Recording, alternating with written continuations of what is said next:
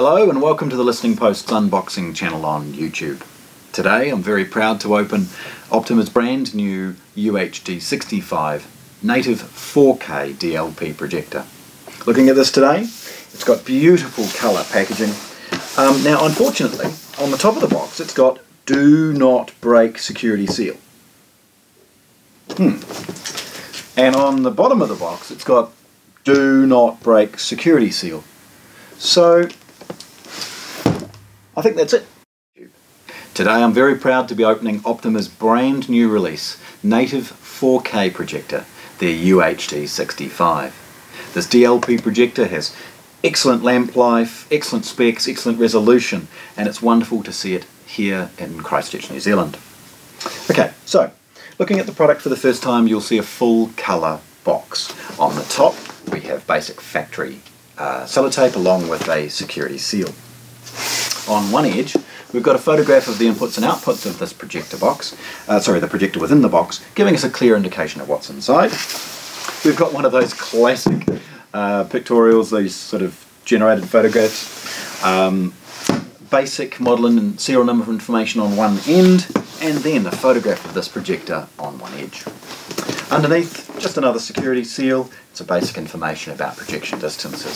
Okay, so let's open this thing and have a look. Now opening factory tape like that's pretty straightforward. I'm always very careful with the slice that goes across the top because we want to make sure that at no point the knife may come in contact with the product that's inside. Opening it up and having a look. The first thing we'll see is a couple of accessory slots, so these cardboard boxes. This particular one has a bit of filler and the AAA batteries for the remote control. I would suspect that in that we perhaps had some international power cables that have either been removed or replaced here in New Zealand. On this edge we have a power cable. This unfortunately is a Singaporean or UK plug, so New Zealand ones will be supplied here. We have the product's remote control. Now the remote is very simple. It's all it needs to be. There's a nowadays everything is buried in the setup menu of the the projector anyway, so the remote control only has to have some basic functions.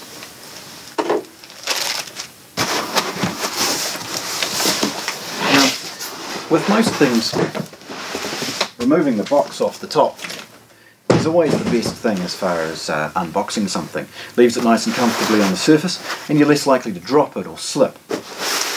Then turning on its edge, we're removing the foam packaging. This is actually really well packed. It's deep. It's a good size.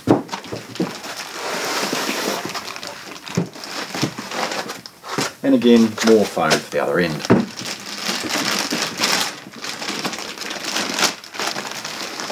On the bottom of the bag is a large chunk of desiccant, moisture resistance, and a couple of small pieces of tape to seal the bag from its back.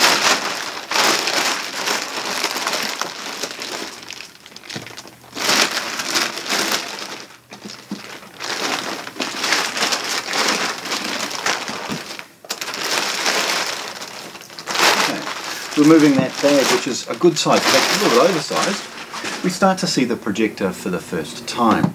It's well protected on all surfaces with scratch resistant film, and the front reveals the factory fitted lens cap.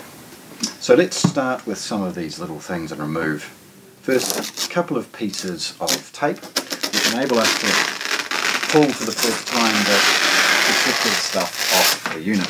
Now I take great pleasure in removing this. I hope anybody buying one of these projectors new gets an opportunity to remove that protective film for themselves.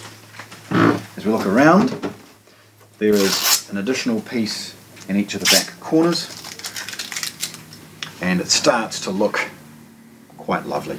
Okay. We'll remove the lens cap so we can sort of see for a moment.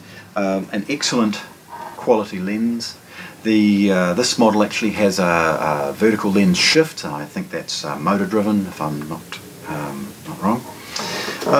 Spinning it around, looking at it, Lovely, simple and elegant design from the side. And the top is clean and clear. Spinning it around, we'll see the very well appointed rear of this unit. Looking from one side to the other, we've got an IEC power cord. We've got some of the labels associated with 4K and other implementations and licenses. We've got a network or RJ45 socket, an RS232 socket for control and maybe even automation. RS232 and a projector is often two-way communication, enabling us to monitor lamp life, all sorts of things for easy operation. It's not just an on and off, it's actually letting us know what the projector is up to. There's two HDMI inputs, one of them, the first one, being HDMI 2.2 and fully 4K compliant, and I would suspect that the second one is there for legacy inputs of lower resolution or perhaps not 4K compliant sources or theatre amplifiers. There's a VGA input. Commonly this input can be allocated for other legacy analog inputs using a breakout cable. Component video and other things like that are common. It's got an audio input and output, although very unlikely to be used in our industry. It has USB power output. This is 5 volts for the purposes of supplying power to external accessories. There's 12 volt out for triggers of lifts, projector lifts that is, projector screens and other things like that, as well as a USB socket for servicing a software update. Below that servicing USB is a optical digital output, enabling audio return channel to be utilised if required. Okay. So, let's have a spin round of this and remove that lens cap again to have a good look at this beautiful projector, the Optoma UHD65, unboxed here at the Listening Post in Christchurch. Thanks for watching.